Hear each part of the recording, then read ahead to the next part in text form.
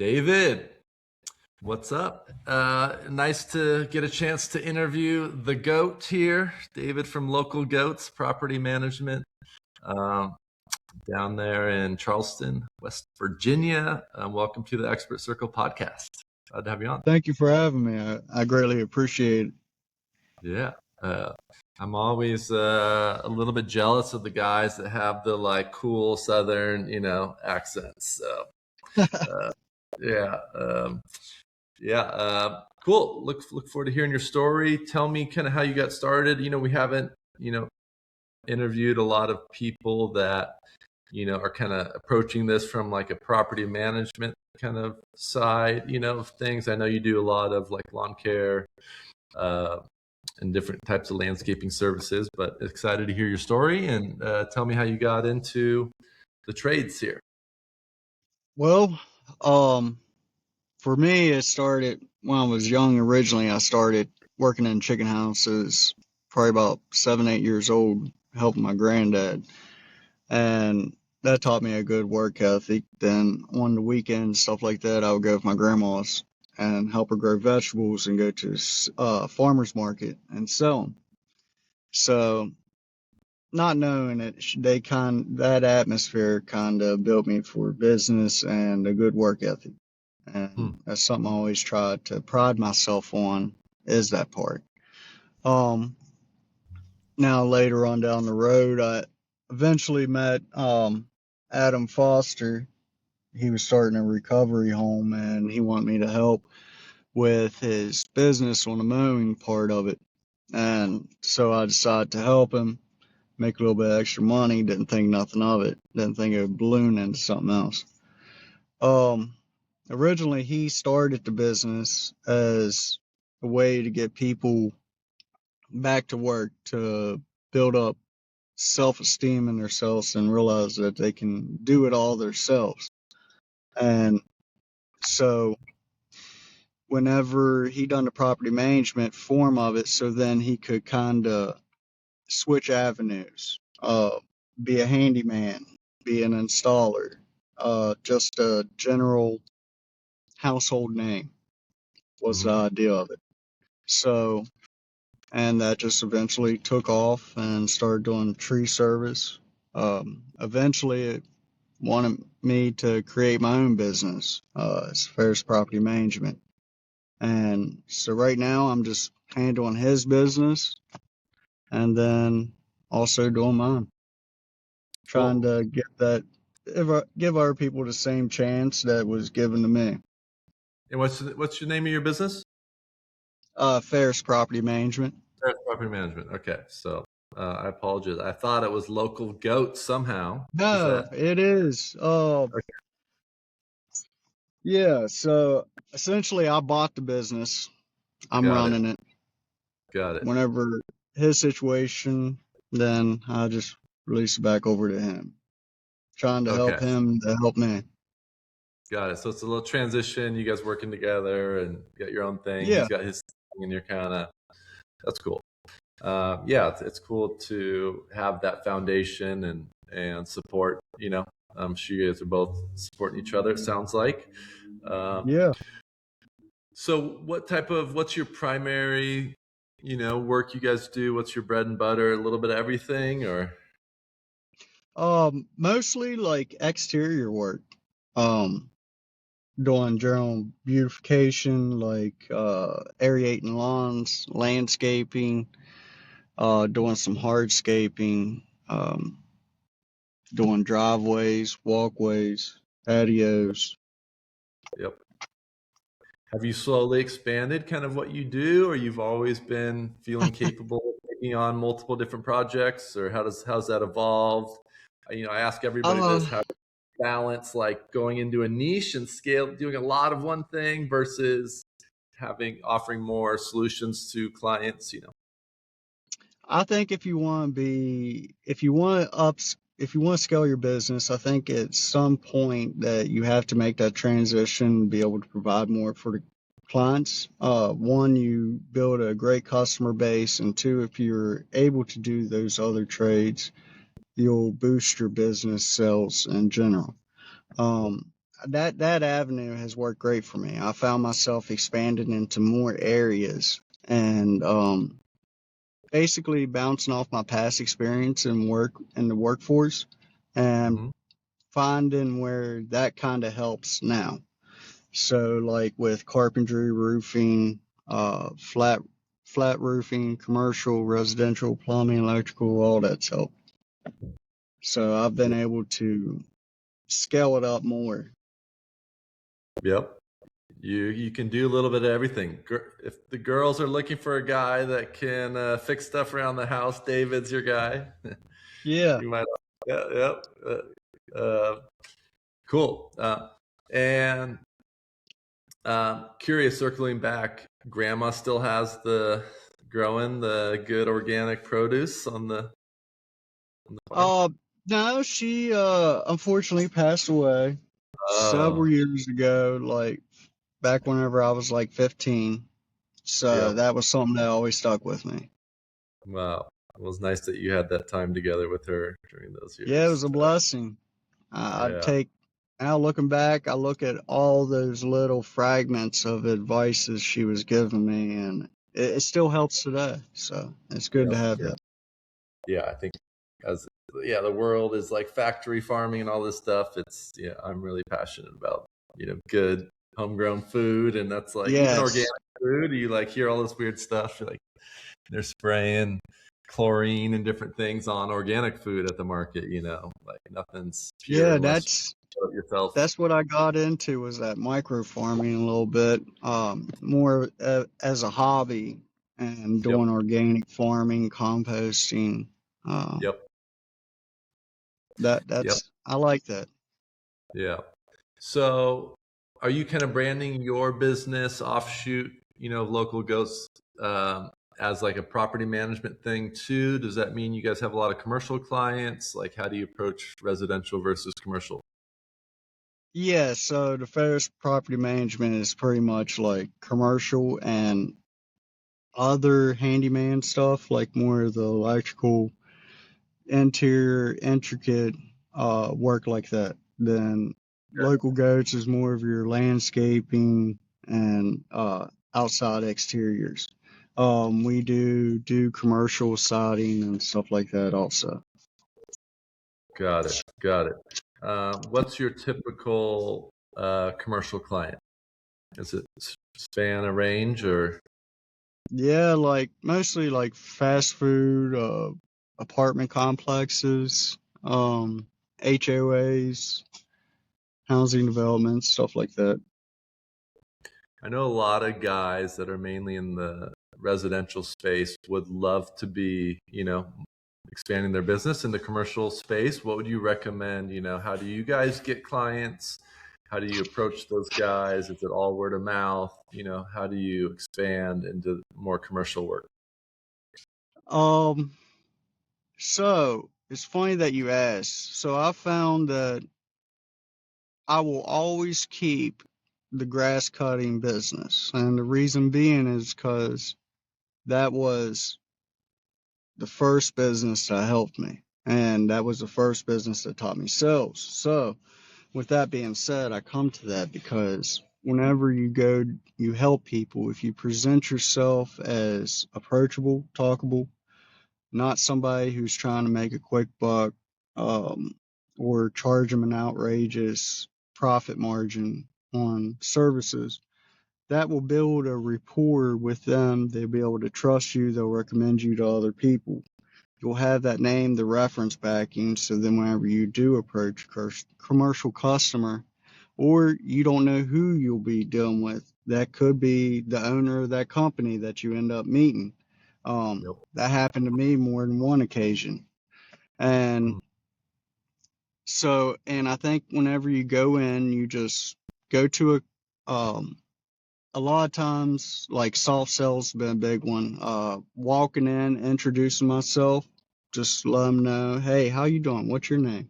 My name's David. I'm here, and I know you might not need this service right now, but I would just like to be able to present you with some information of what I have to offer. Give Yep. them a little brochure or something like that of your capabilities. and Yep. give them a business card. Check in like a week, just do follow ups and Yeah. in person. Yeah.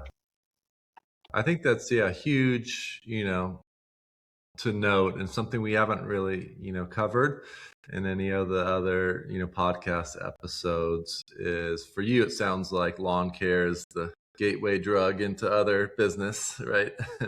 Well, that's um, just, I guess that everybody finds their little niche.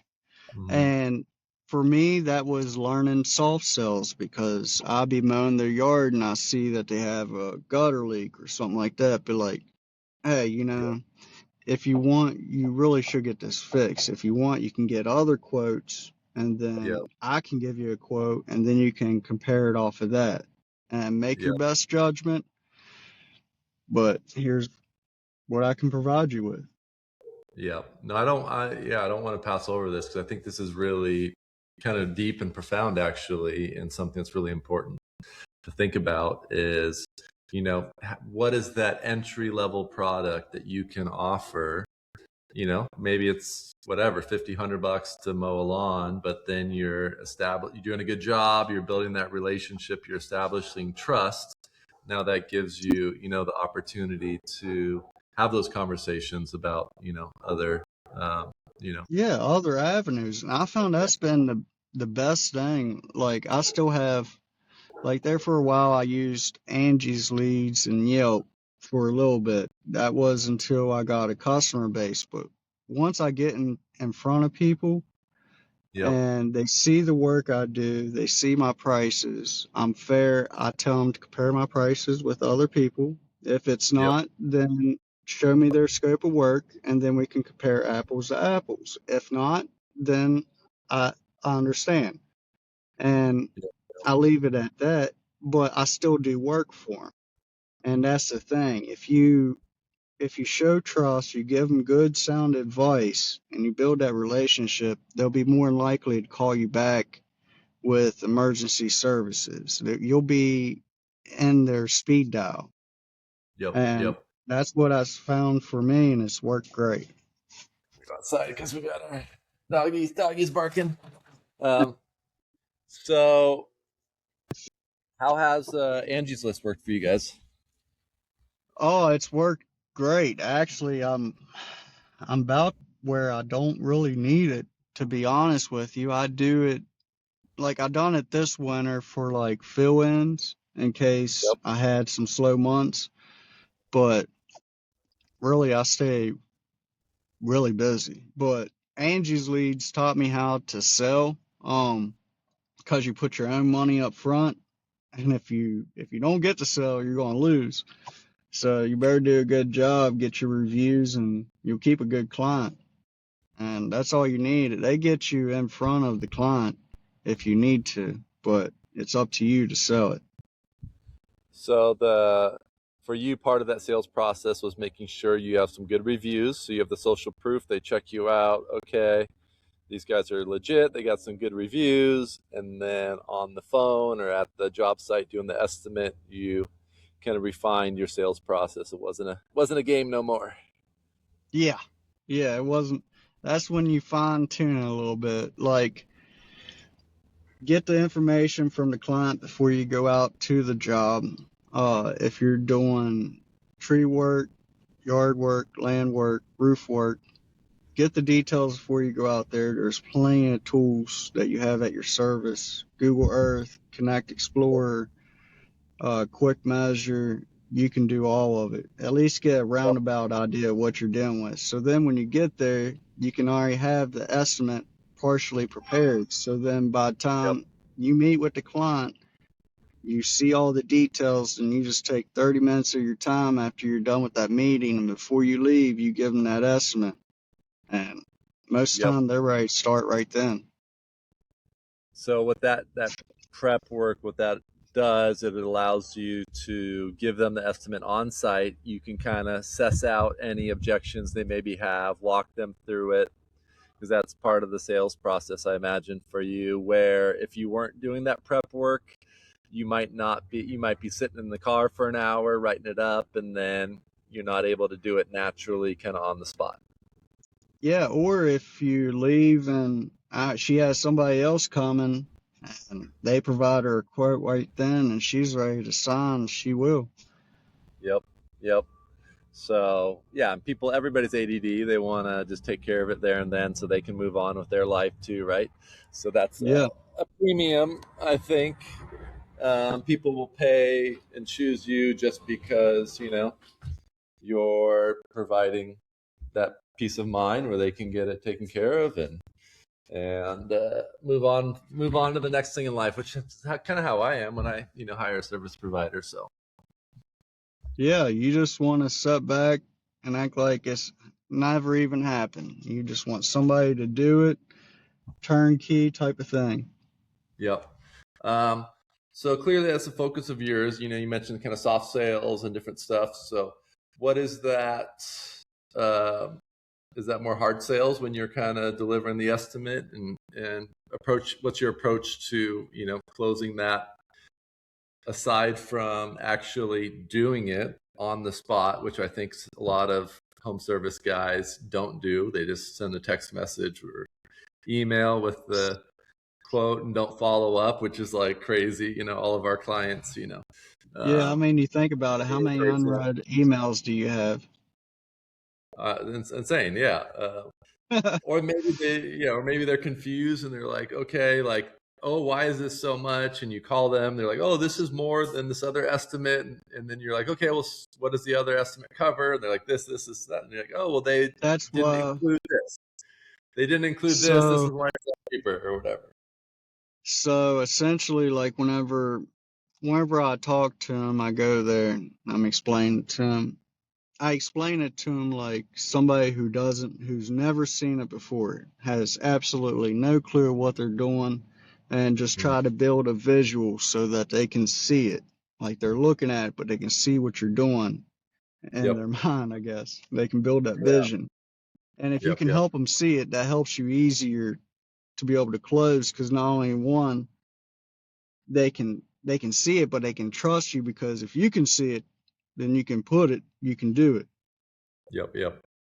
Um, do some of these tools to estimate, for the lawn care projects and different things, do some of them provide visual representations of the job that helps you sell that? And which, if Oh, not, or so, what tool do you like using? I haven't done any of those. I haven't used any of those tools yet. Um, Yep. I've been looking into exploring more of the automated, the AI, the software, and stuff like that. So right now it's Yep. just old school for me. Yep. Yeah, we did a little project here in my backyard, and I drew, like, I'm the worst drawer there is, David, and I drew just like stick figure style. We did a little like outdoor laundry unit for our renter here on our property. And it's a little house with an overhang, the washer dryer, and then I put it into ChatGPT. My image. I uploaded the image, and I said, "Hey, this is what I want." Um, Maybe I gave it another kind of references image style wise of something that I liked that was really cool, and it made like the coolest mock up, which is really cool. So I think, yeah, that's something, even just with ChatGPT, you don't need some special software to do this. You can just give them like a really terrible drawing with some measurements on it, Yeah, give them, and maybe like the client gave you, hey, here's my inspiration for what I want to have happen. You put that image in there, and then now you can use that as a sales tool, um, which is kind of cool. yeah, I like that. Yeah.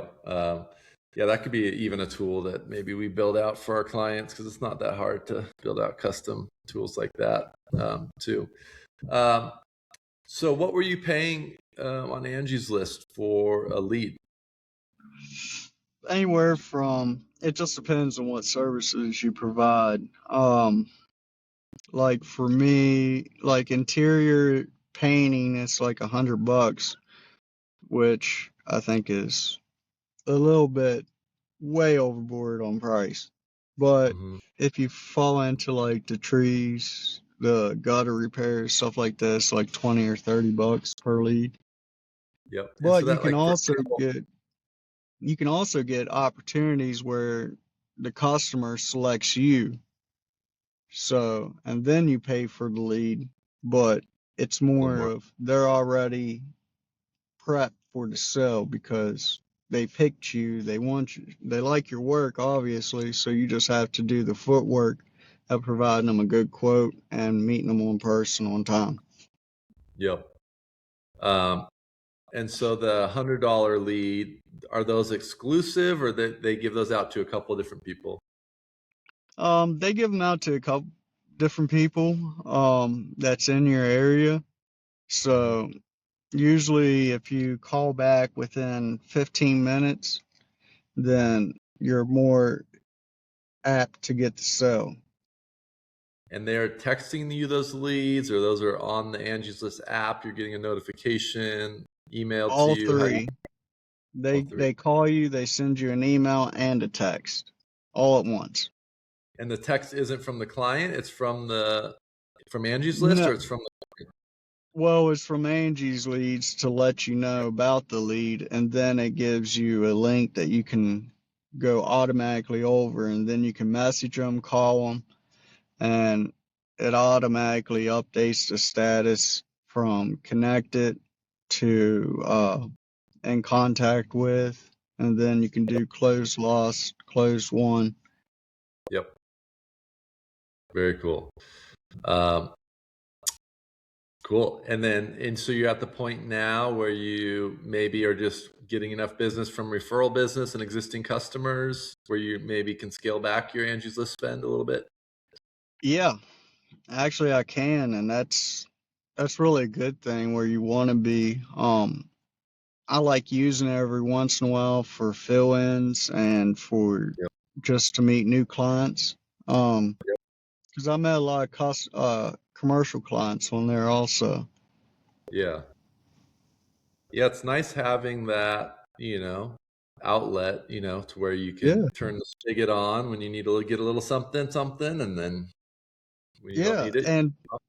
and generally, like, especially if yard mows, like, I got in with a lot of property management companies, especially that handles foreclosures, banks, stuff like that, because they just come in, you do weekly yard maintenance on them. It's guaranteed yard maintenance every week, same day, same time, and you got houses you could do. And then if you're there at the house that they just get, you take pictures. If there's a tree down, you cut it, brush growing up around the house, you'll get that bid. It just snowballs into more. So Yep. you do the small job to get to the big ones. How did you establish some of those relationships? Just some of them was on Yelp. Hmm. A lot of businesses go through Yelp, especially like property management businesses, gas station businesses that wants their yard maintained. Yep. Um, they're more likely to do year contracts. I found some people who subcontracts the work out. So I give them my number. They do federal contracts, and they give you a 5-year contract. You bid it, they add their number to it, and they send it in, and you get to work. So Interesting. I Is there mean, kind of a broker kind of almost, or yeah, contractor relationship? almost like a GC for yard maintenance. Hmm. And you get more business from Yelp versus Google, or how does that work? Actually, I haven't gotten none from Google, Interesting. but Uh, but I will say that I haven't worked with that part on avenue on Google. yep, yep. Um, do you guys have more reviews on your Yelp than your Google? I just have your Google pulled up here. Uh, Probably Google. Local Ghost, we do a lot of business on Google. Okay, so for local ghosts, you get more business from Google, and then Yes. the other company, Spheres, or how do you say it again? Reese Property Management. Or Reese, sorry. For each property management is a little bit more success you're finding on Yelp. Yes, sir. Okay, cool. So Faris, what does that mean for you when you're asking for reviews? You're sending them to Yelp and trying to feed that beast, or what do you do for that? And are you a good Um, boy? And do you ask for reviews every time, David? Yes. nah, I don't. I forget. Most of the time I forget pictures. Yeah, yeah.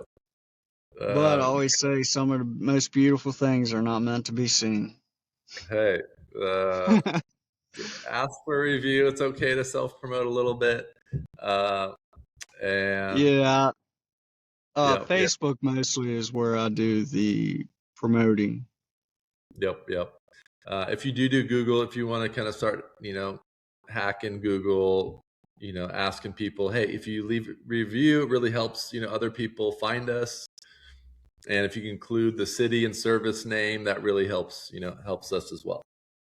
Because a lot of Yep. people get reviews and they're like, David's the best. He did great work. I recommend, which is cool, but it doesn't really help you for the algorithm because it didn't say, hey, David came out and he mowed our lawns. David came out to our property in, Charleston, and he mowed our lawns and trimmed some of our trees. He did a great job. We recommend like that. Now all of a sudden you have the city, the service, and that helps with the algorithm. So just a Yeah. little, yeah. And when they're like emotionally, just like you're crushing it on sales, like on the spot for estimates, at the end of jobs, when they're just like, oh my gosh, you did such a good job, in that moment, you can be like, thanks, appreciate it. If you could, if I could ask you for a review, that would really help other people find us. And then like on the spot, you send them the review link. Uh, you know, for our clients, we like automate that process. So when the invoice gets closed out and they get the invoice sent, um, we'll send them a review link request as well. But it's like the best is like in person, right when they're like, oh my gosh, it looks so good. Thanks. You're the, like boom, send. And then like be there on the spot, like almost a little awkward. Like, hey, I just sent it to you. I can like, let me know if you have any problems opening that up. I know some people like, uh, have issues with that, and then you're like tech support, Yeah. and they like help them, but you're really like, leave me a review now,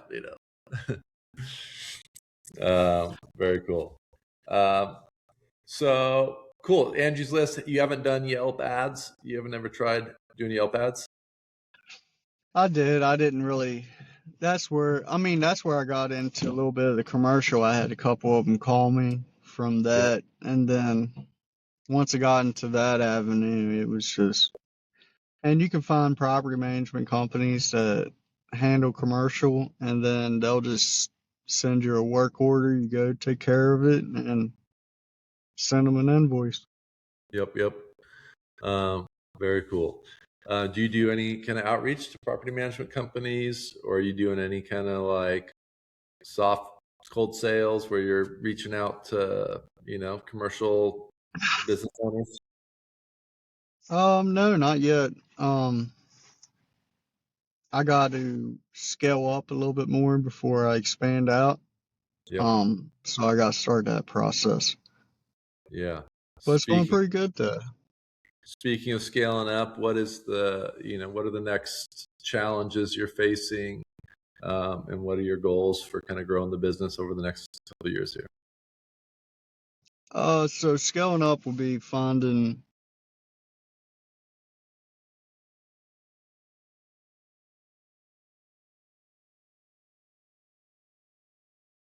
Yep.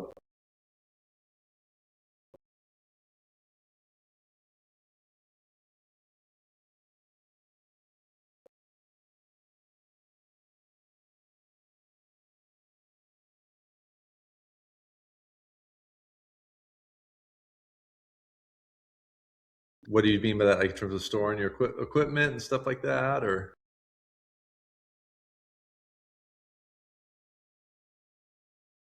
Yep.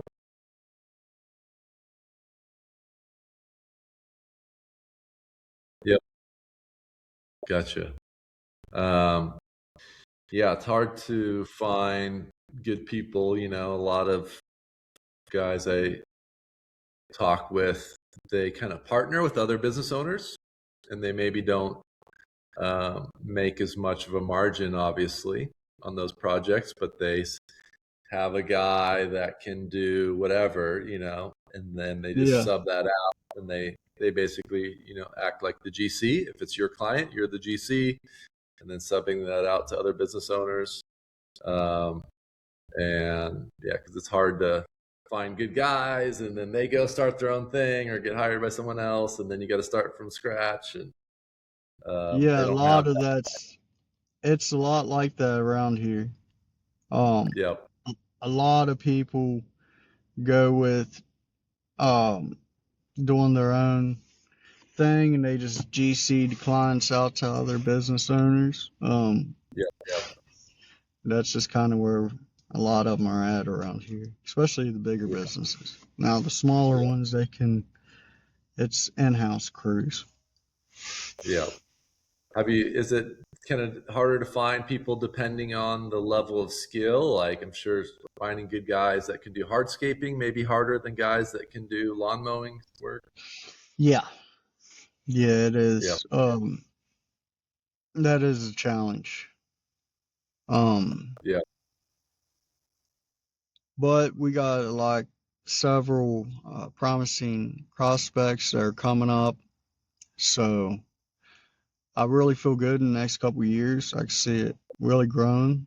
I'm Yeah. hoping to open up another office here probably next 2 years at a different location. So Yeah. yeah, I really like it. Uh, It's definitely been a blessing. what other than finding good people, what are the other challenges? Like a lot of guys say they kind of love, doing the job, but maybe running some of the back end or business stuff, or what has been the biggest challenges for you as a, small business owner? Well, I think just trying to do it all myself, realizing realizing that you can't do it all. If you're wanting to grow it, make it better, um, you have to step Yep. back a little bit. It's worth your money to pay somebody to buy your time to focus on more bigger situations that require all your attention.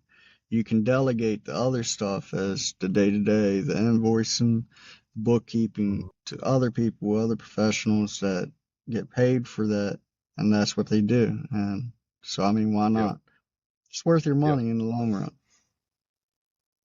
Yeah. And yeah, having the emotional IQ to know what you're good at, know what you're not good at, do more of what you're good at. And if you Yeah, can hire someone to do, then that's the cool thing, like they have like fractional, CFOs and different things for bigger companies. This is a big trend now, is hiring someone that isn't full-time, but they're, part-time, helping you do whatever it is, bookkeeping or answering yeah, phones, or, any of those kind of things. Um, and that's what we do with our clients. We have receptionists that, handle calls for a number of businesses. So we're able to, you know, charge a lot less than someone would have to have an in-house office manager. That would be like way more. So, yeah, and that's allows us to like not miss those calls. It's kind of, we should probably start, thinking about Angie's List for some of our clients, because we do have receptionists that are able to like call those people back like right away, which sounds like one of the more important things for converting some of those leads. yeah, Um, definitely. so you're inspiring me to look into Angie's List, since you're having good experiences there. Um, so Yeah, I you're mean, I've heard people have horror stories, but I tell people from my experience, you get what you put in. So if you're able to learn to do sales, you can be personable, you Yep. can talk to the clients, be able to explain to them, and just be honest, truthful, and authentic, then you're good. And so what are you putting in that's maybe, helped you have a good experience as opposed to other people? You're getting on the phone and just having a personable conversation before you go out for the estimate, and then when you're on No, site. just call them, talk to them, hey, I just received this notification from Angie's Lease saying you got such repair that you need done. Would you be interested in telling me a little bit more about it before I come out there? And you just Yep. start that conversation with them and then just ask them how long they've been dealing with it. Because then you Yep. can Yep. find out how quick you can find out all the. Yep.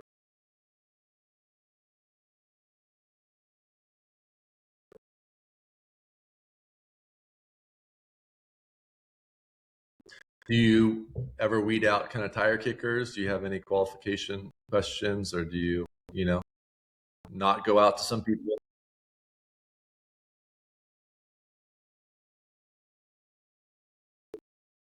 I got two of them, and Elon Musk inspired me to ask those questions. One, tell me a little bit about yourself, and two, tell me a situation that you had to get yourself out of, and what a solution to a situation you had to get yourself out of, and how'd you do it. Nice. That's a deep question for an intro call. That kind of opens up probably maybe more interesting conversation than you normally have.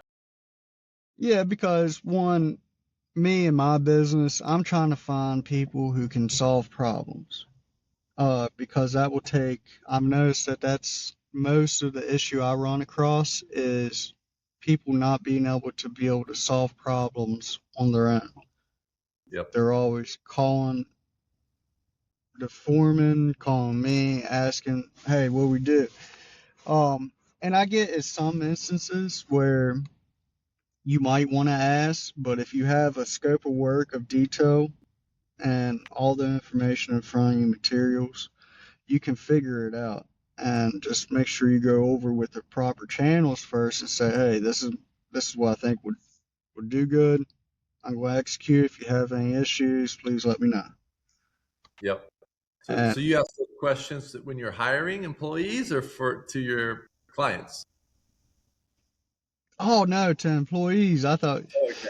I thought you were asking that to your clients, and I'm like, whoa, No, that's I thought you just mean employees. Nah, my bad. I got off on a tangent there, I guess. no, but that's a really good one for hiring guys. I like that, and that's something that for my business, I actually don't ask right now, and that's something that I think would be interesting to ask. Uh, yeah. Another thing I'm doing for hiring is having people do a Myers-Briggs test. It's like a 10-minute test you can do that kind of has a personality profile. Um, Huh. really interesting. And so you can ask ChatGPT, you're like, hey, I'm hiring a XYZ type of guy. What's the best Myers-Briggs personality profile for just someone who's going to be independent and like whatever, problem solver and hard worker, and enjoy the work. You want them to be naturally, have a affinity to that, job. And then it'll say, oh, these profiles are the ones you want. And then you do a 10-minute test with these guys, have them send the results. And uh, yeah, it's like game changer for sure. Um, and then any questions you're asking to potential clients to, avoid problem clients? No, I can usually. I just trust my gut. Yep. Yep. That hasn't steered me wrong yet. Maybe one or two you get those little special ones in there, but you just gotta But for the trust most your part, gut on it. you're going out to most of these, Angie's List leads. Most of them are pretty high quality, and you're just going out and not having too many problems. Nah, I've only had one, and that's where they tried to act like they was a contractor. Got it. Got it. Interesting. Um, and then what CRM backend are you using? Are you outsourcing anything to a bookkeeper type of person? Are you outsourcing any of those types of things right now? Tell me a little bit about the results of running the behind the scenes stuff. Yeah, I got it. An accountant that handles all that for me. Nice. How often is that accountant, coming in and reconciling your books and doing some of that stuff? Is that just a once a year thing, or are they quarterly? Constantly? Okay. So they'd log in like every week or every month?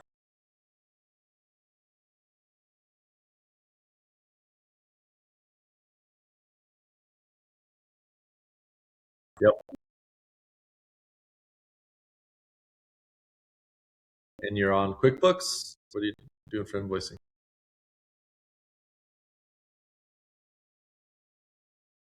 Yep. And I forgot to ask, what's your go-to lawn care estimator software? Do you have one you really like?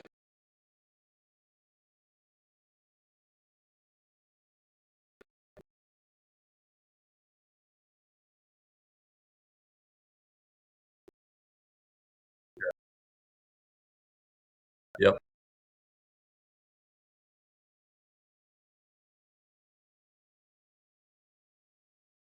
Yep. Yep. Nice. Um, Very cool. Well, last thing we usually ask folks is what kind of words of wisdom do you have for someone maybe getting into the trades or for other business owners, um, from your experience, perseverance, okay?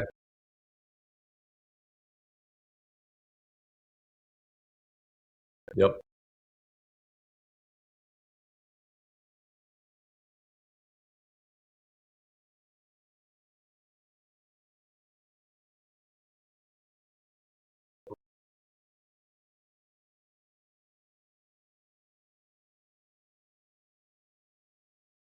Yep. Mhm.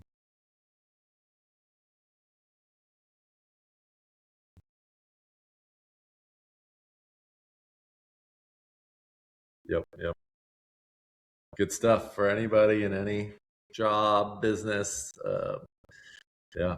Hard work and yeah, faithfulness, being true to your craft. Um, yeah, good stuff. David, you're a cool guy. It's cool hearing your story. Thanks for sharing, and definitely I learned some stuff. Hopefully, anybody watching gets some few things here and there to implement in their business, their lives, and yeah, appreciate you.